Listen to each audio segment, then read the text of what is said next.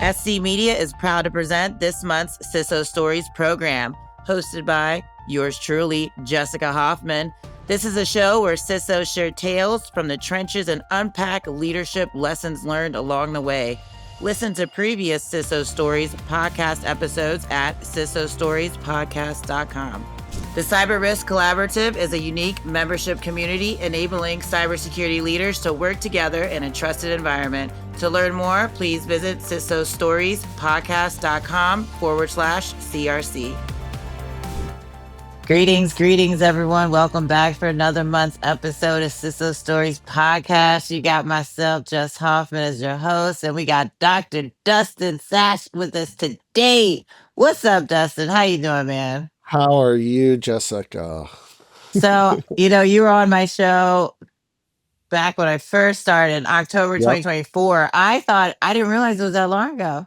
Yeah, it's been it's been a wild ride. It's been time flies. Time It's hard to flies. believe that we're already here on in May already. Oh, stop right there. Yes.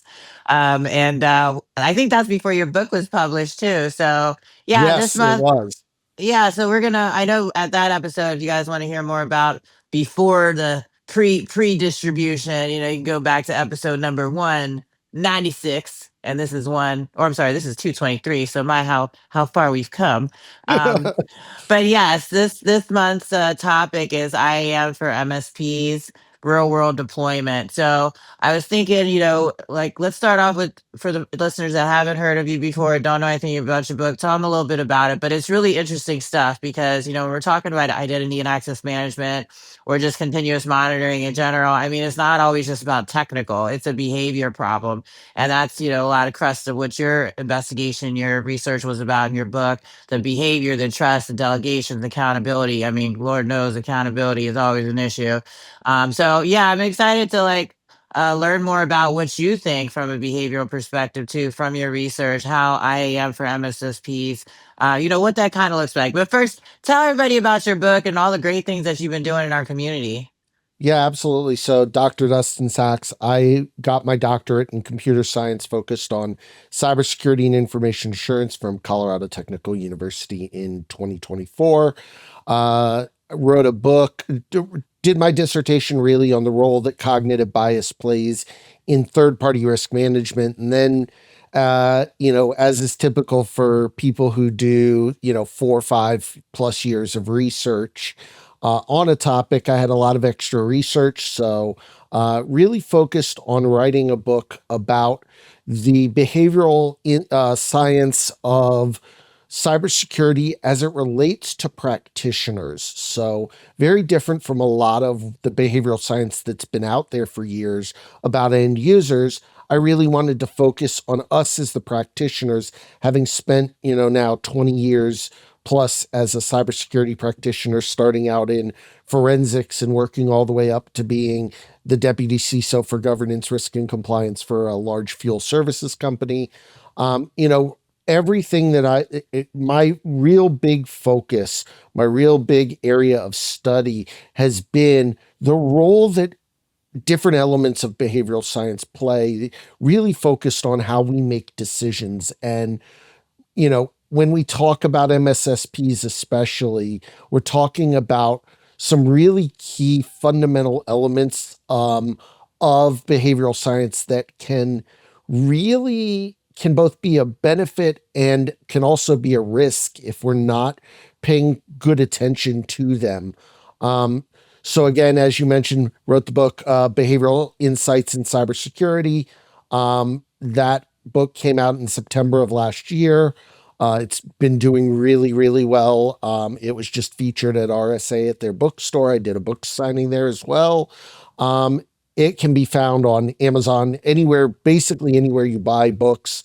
You can find it both in hard copy, paperback, and digital. So really excited to talk about this topic and talk about it in a little bit of a different way than I think most conversations about MSSPs and identity go.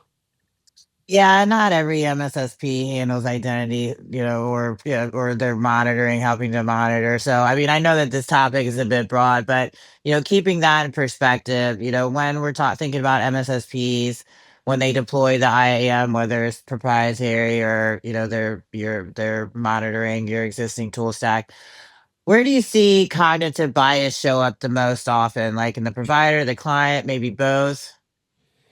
Yeah, great question. And I'll start off by saying I give this disclaimer every time. When we're talking about bias, we're talking about bias very different from maybe the way in which we talk about bias under other circumstances. Cognitive bias by its nature is not a negative. We normally hear bias, we think of that it's a negative term. Bias is just a favoritism or an avoidance uh, that is heavily weighted to one side or the other of the spectrum. In this case, cognitive bias can be both a good thing and a bad thing, and I always give the explanation. Um, we learn early not to touch hot stoves as kids because we did it and we probably burned ourselves. That we then have a bias towards not touching hot things.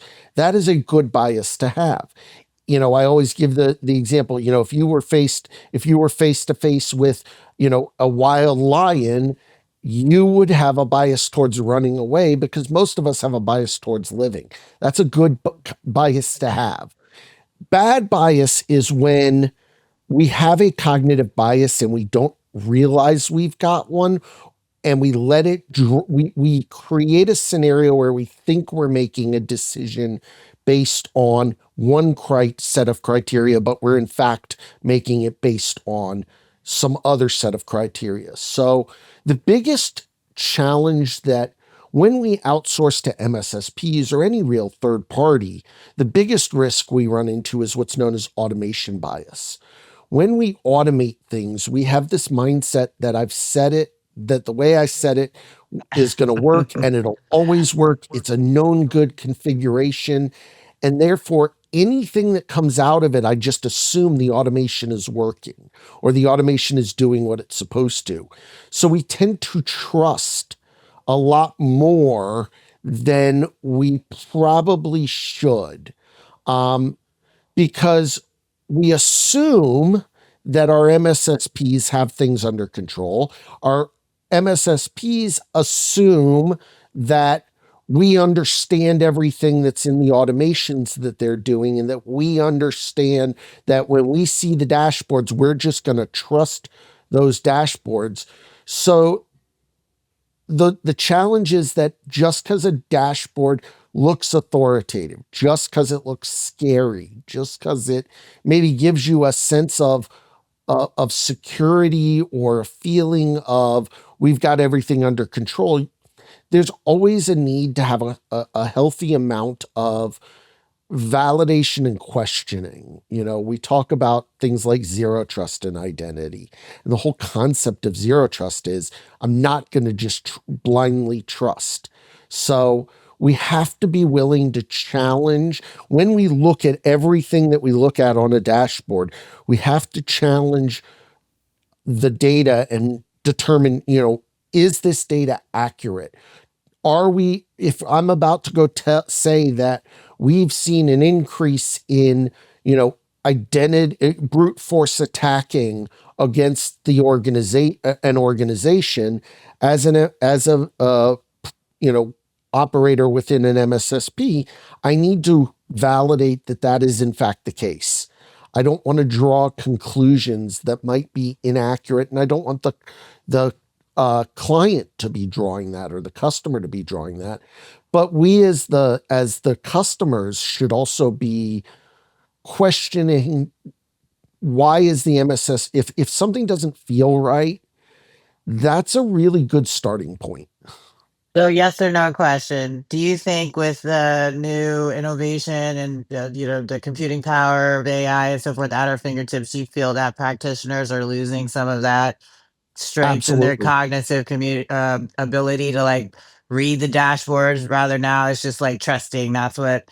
because you said you did your thesis on, or sorry, Yeah, your PhD on third parties, which MSSP is a third party, right? So right. same deal. We're like saying, oh yeah, we hired you, we paid you $1 million, you should do everything right, and we know that's not true. So when we're talking about IAM, I mean that's literally, the keys to the kingdom there, whether it's for external users of our services and systems or internal. I mean, access is everything, right? So we're putting a lot of trust in an MSSP if we're giving them, the ability to provide us with the IAM solution and the monitoring of that solution, and that all the dashboards and everything is correct. So yeah, just to that point, I feel like what you're saying too is like all of it together. Maybe we're getting a little too comfortable. Yeah, I mean, identity, as we know, identity is the starting point of most incidents. It's compromised credentials, it's some signal that somebody tried to do something identity related. So if you have an MSSP, even if they're not providing identity services, they're most certainly are monitoring your systems to see if there are any issues. So paying attention to that is important. And I think to your point, yeah, as at a larger level, AI and the shift to AI has caused us to have more blind trust in tools than we should. I use this as the example. Anybody who opens up ChatGPT will notice that the default text in the search or in the prompt bar is "ask anything," which conditions us when we read that conditions us to believe that ChatGPT has the answer to everything, and whatever the answer is, it's got to be the right answer. Now, we've also seen some very obvious examples where that's not the case, but we've also seen a lot of scenarios where it looks good, so we assume it's correct, and therefore we don't question it too much. It's only the really obvious stuff like how many R's are there in strawberry, and when it says two, and you're like, no, like I I'm looking at the word, there are more than two R's. That's it's got to be that very obvious stuff for us to really question it with AI. Most of the time we're like, ooh, that actually sounds plausible. So it becomes a really tricky thing when you're not applying the level of scrutiny that you need to apply. Oh, you mentioned blind trust. Let's talk about that for a second. So, sticking with our theme about MSSPs managing IAM, whether again proprietary or using the customer tools. But an MSSP, could be large, could be small, but they have a lot of clients, right? They have a lot of customer environments, various businesses, blah, blah, blah. So, kind of pulling from your research and your SME efforts in cognitive security, how and what you just said about us like blindly trusting. What do you think as an end user, as a customer, what would you want to see from your MSSP who's managing your IAM? What would you want to see them do to build that trust without creating or enabling a blind trust relationship? Yeah, and I think back to the early days of cloud, and even today, still with cloud, we still see this, which is the non technical, the non security users within our organizations that don't understand the shared responsibility model of what is the cloud provider, what is the MSSP in this case responsible for, what are they going to be able to do, and what are they not going to be able to do, what is our responsibility. um, that's a really key thing. We assume, well, we're going to just send all our logs, or they're going to have access to our SIM, our security event management tool, and they're going to store logs and they're going to have everything for us, so we don't need to look at any of that. Well, that's a tricky and that's a very dangerous road to go down, because your MSSP, first of all, you're one of however many customers they've got. You're not their top priority. You're one of 500 or 1,000 or 100,000 different priorities. Two, you know your environment better than anybody else. So your MSSP may not have the same level of context in what is acceptable and what is not. Um, an MSSP is likely to use a very standard people work 9 to 5. So what they're not gonna know is, well, was that login at 3 a.m.? Was that unusual or not? Like that's not something they would know offhand. Um, Additionally, the, we always go back to this, and as the number of CISOs that I talk to, where we reiterate this statement, which is there's accountability and responsibility. The responsibility can be outsourced, but the accountability can never be outsourced. You as the security team, you as the security leader, we all know this. You own the accountability. You're still accountable. The business is still accountable. The business unit is still accountable, and they still own the risk decisions. I always go back to, again, the kind of comparison of the cloud environment and how many times I would have discussions with people would say, yeah, well, we outsourced everything to, you're like, we're going to host all our servers in AWS. And that means we don't have to worry about anything related to cloud security. And I said, okay. And who do you think is responsible for configuring the environment, the security of the environment? Oh, the AWS does that for us. Not so much.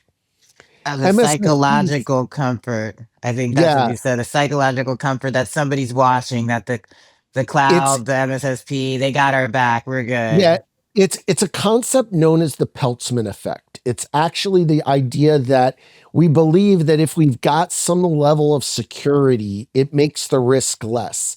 The risk, I'll use a very, very rudimentary example. The risk of a trapeze, of a tightrope walker at the circus falling is the same whether there is a safety net below them or not.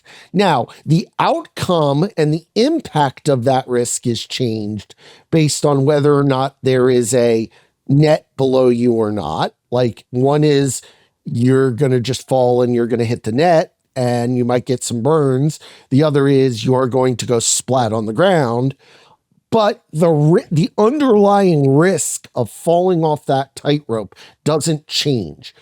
Just because we have a firewall in place, just because we have an MSSP, does not mean somehow we're less likely to encounter an issue. Your likelihood of encountering an issue is probably the same. Now, how quickly you identify that issue, how quickly you respond to that issue, the impact to your organization of that issue is going to change. And that's the key concept of the Peltzman effect.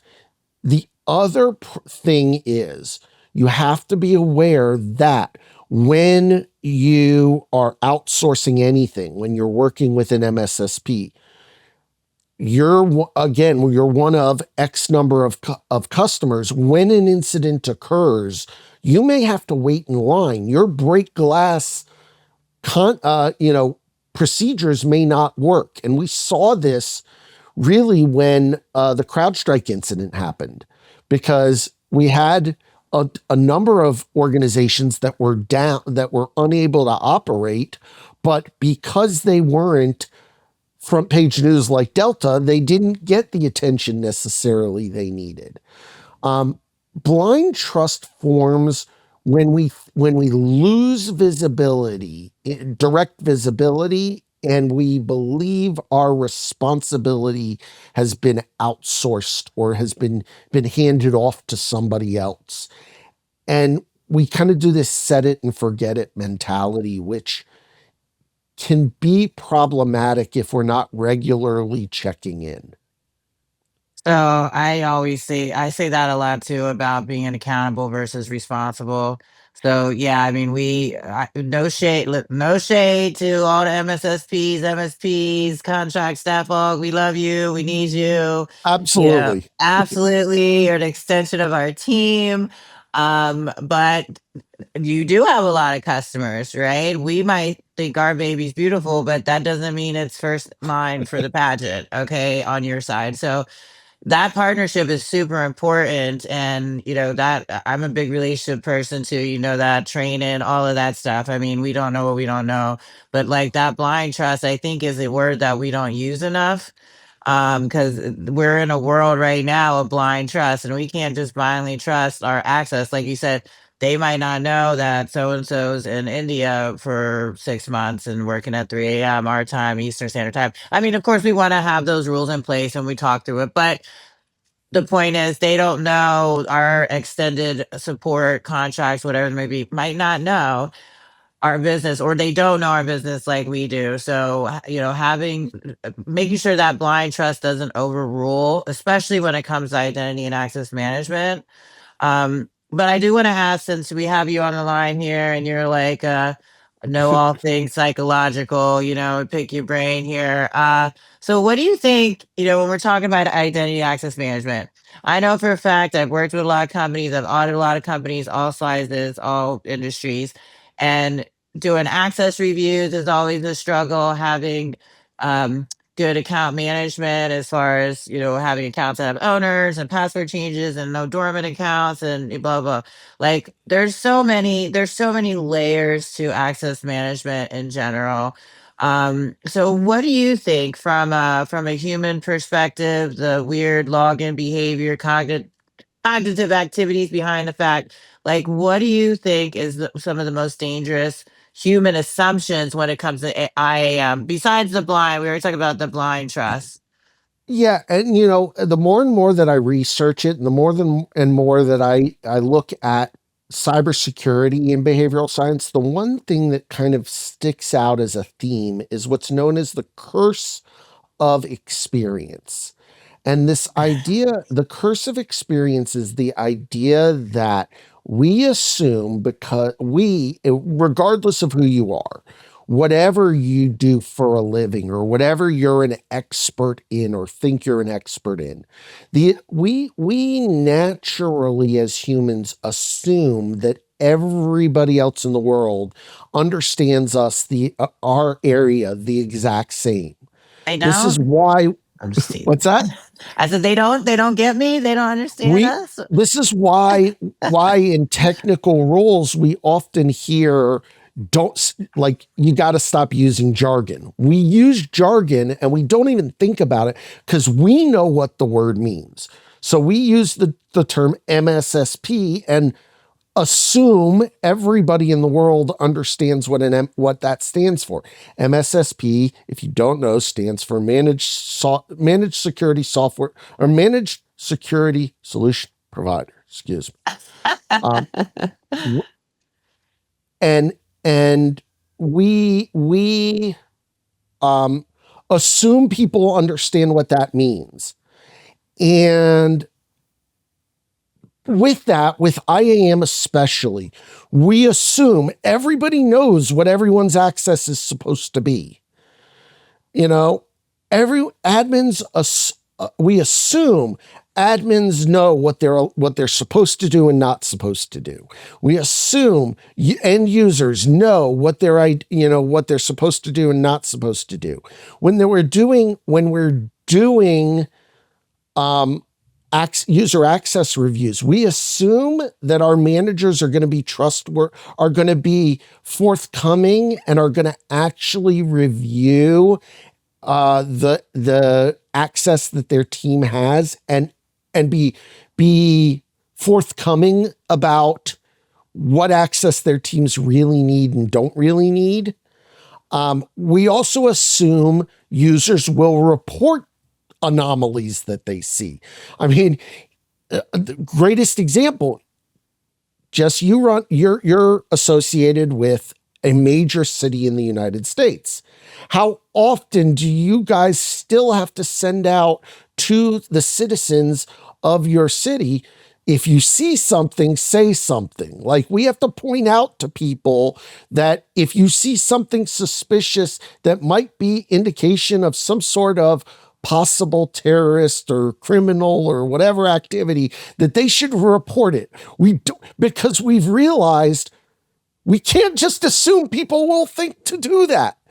You know, there's a very there, I always go back to, there's a very famous case out of New York that really set up the foundation of contributory negligence in the law. And I'm not a lawyer, but I studied this in law school when I did my year of law school. Was this idea that, so the story is that a bunch of residents of an apartment complex were observing a woman being beaten in the foyer, in the, you know, the corridor area down, courtyard area of their apartment, and every one of them assumed somebody else would call 911, and none of that. So none of them called 911, and the woman passed away. The woman was killed. It's this idea that we assume everybody knows to do things and everyone will do it. But as humans, what we end up doing is we end up going, well, somebody else will do it. Somebody else will report it.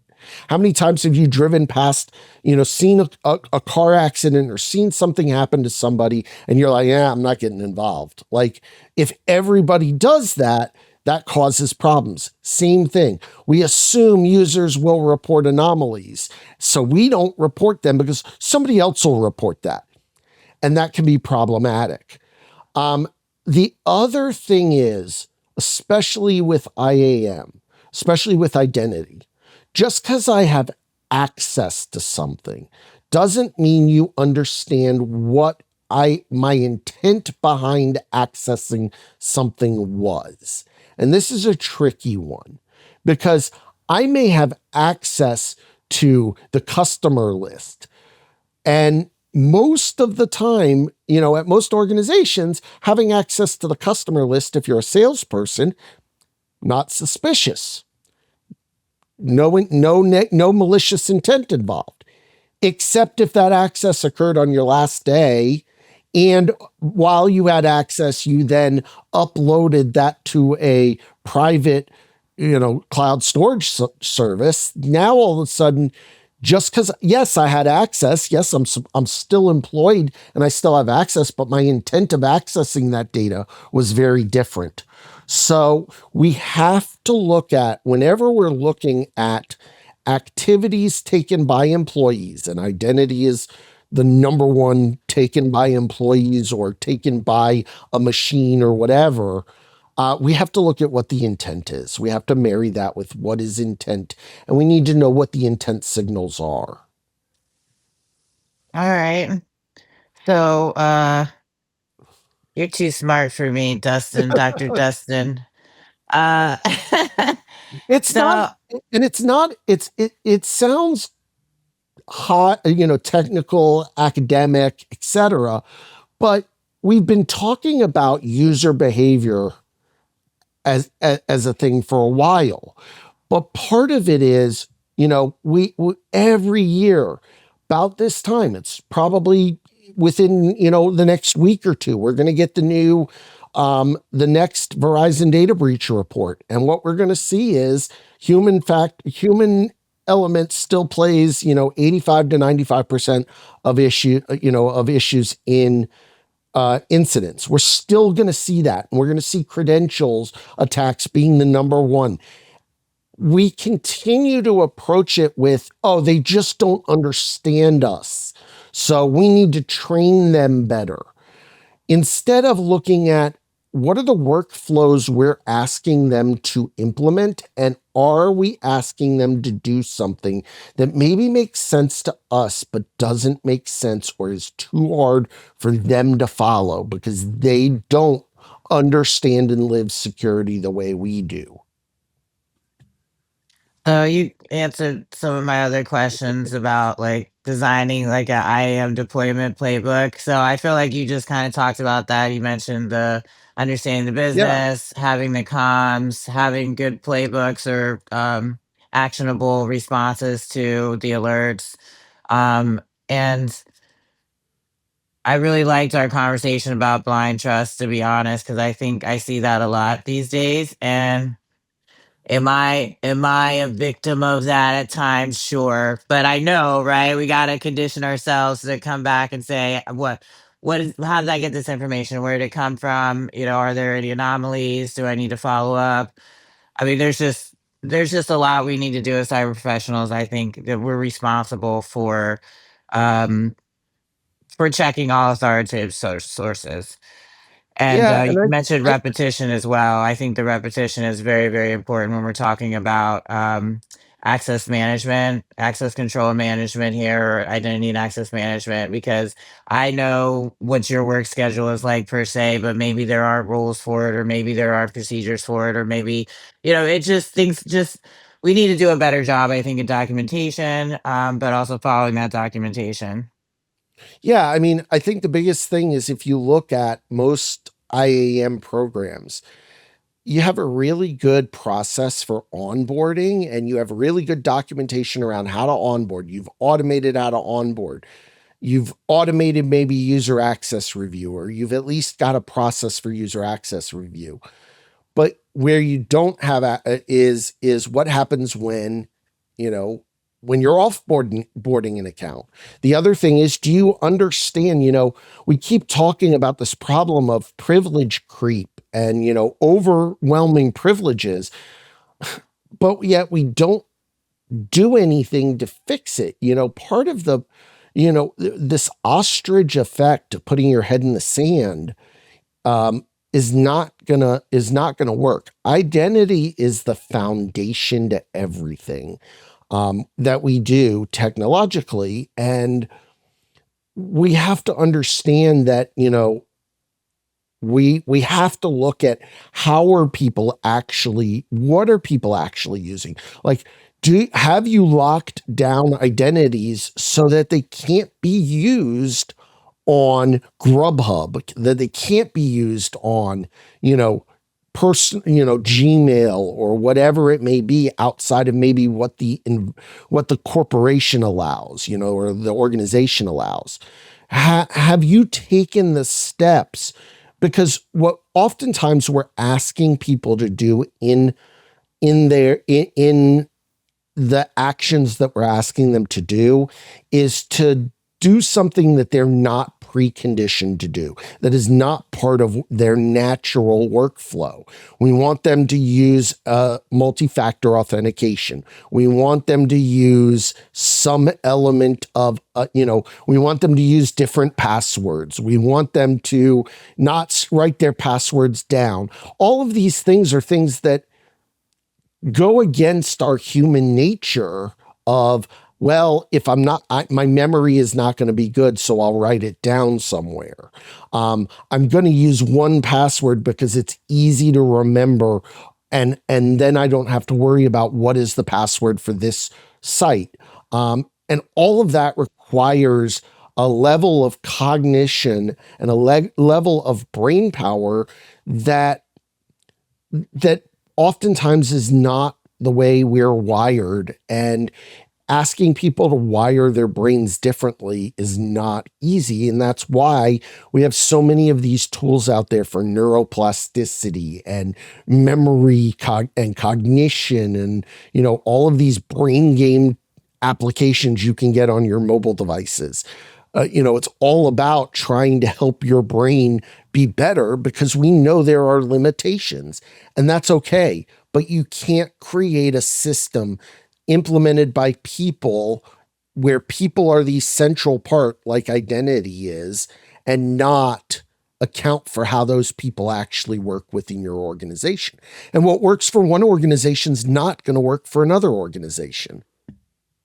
So, definitely, I thank you for all of that, and also I did get a signed copy because Dustin and I met in real life. I had to get him to write something besides his name. Remember, I said, "Give me something special. I'm special." But behavioral insights in cybersecurity: a guide to digital human factors. I'm not gonna lie, Dustin, that book is dense. I was started reading it, but that is dense. I need the clip notes. I need you to come give me a presentation. You did some serious research, my brother, on that.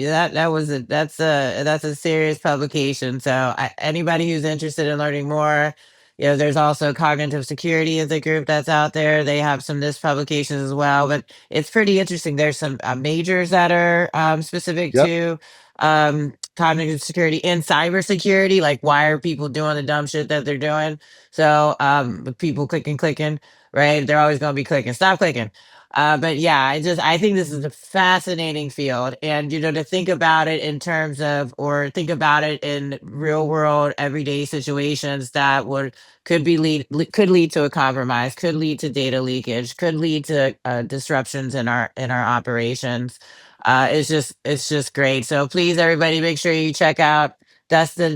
Dustin Sachs on LinkedIn. He has this fancy website. I'm looking at it right now. It's so pretty. You got your book. Is there anything you want to leave the listeners with today, Dustin? You know, as hard as it sounds and as intimidating and academic as it sounds, it can be very simple in just thinking about, putting aside the fact and really truly empathizing that most of our users do not act with malicious intent, and most of our users are just trying to do their job and do it as efficiently as possible. And if you keep that in mind, then every strategy that you undertake is meant to try to enhance and make that process as frictionless as possible. So, All right. Well, we are at time, and I normally ask my clients one question, but you already been on the show, so I'm gonna ask you why you got a shovel behind you. you know, why do You're that's in not a shovel? Texas. That's actually my wife. My wife does Your wife. heat pressing and she does, crafts, and that's a heat press Okay. behind us. So Okay. I was like, you're in Texas, bro. I know you don't need a shovel, or I don't know, but no, no, and no. That's her heat press. So, she makes shirts and things for family events and things like that. So, well, shout out to the wife. Nice yep. heat press. All right. Yep. Um, well, thanks so much, Dustin, for joining us and blessing us with all your knowledge. Absolutely. Wonderful Thank you person for to having know. me. Everybody connect with them. Absolutely. Come back in another Yep. 15 months. We'll work it out. Sounds great. Thank you. All right. Thanks, everybody, for tuning in. We'll catch you next month's episode of CISO Stories Podcast. Stories from the trenches. Peace. Thank you for tuning in for this episode of the CISO Stories Podcast. Please subscribe to the CISO Stories Podcast, and you will receive a new story each Tuesday at 10 a.m. Eastern Standard Time. We'll see you next week for a new episode. Thanks for joining.